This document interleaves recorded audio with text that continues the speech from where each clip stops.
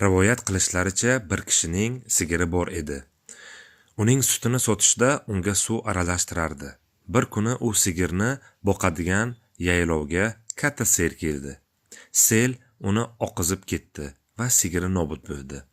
Keyin bo'lsa uning egasi g'amgin bo'lib, sigiridan ayrilganidan qayg'urib o'tirib qoldi.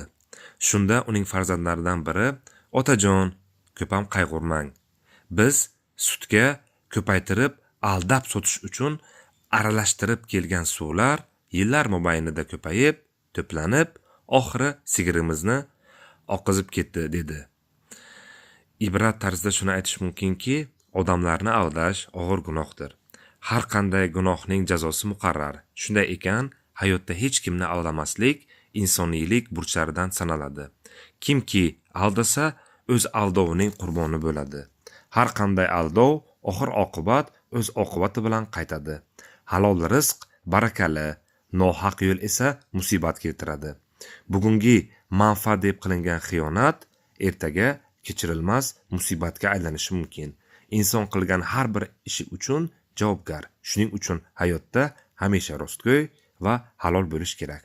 Halollik haqiqiy omad kalitidir.